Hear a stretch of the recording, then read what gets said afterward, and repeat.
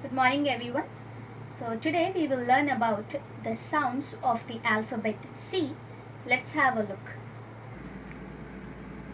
C always softens to S sound when followed by E, I, and Y. I have some examples for you here. First one, when C is followed by E. C-E-N-T, scent. Here we can clearly see that C is followed by E. So that is the reason the sound here is S sound. In the second example also, you can see that C is followed by E here. So it's advice. Third one, juice, choice, race. And when C is followed by I, here it again gives the S sound. City, C-I-T-Y, city. Exercise. Here also you can see that C is followed by I. Third example, pencil. You can see here. Recipe, decide. Now the third one, when C is followed by Y, it again gives the same sound, which is S sound. You can see that C is followed by Y here. So this is Cyrus, cyanide, cyclone, cyber, cycle. See the next one. When C followed by H gives three different sounds. The first one is ch sound. Second one is k sound. Third one is sh sound. Now first let's see the examples of ch sound. When C is followed by H here, it gives ch sound as in church. Champ, chair, chin, China.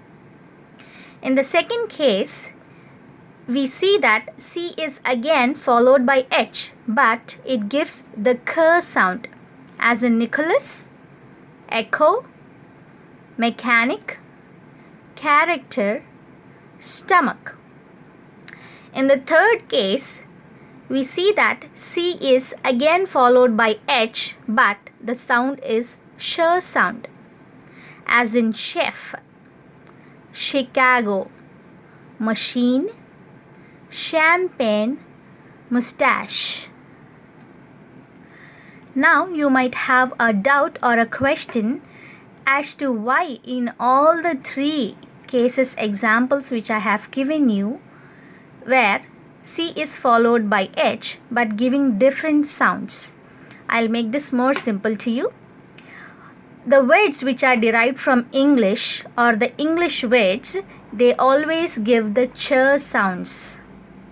And the words derived from Greek, they always give the k sound. And the words derived from French, they give the sh sound.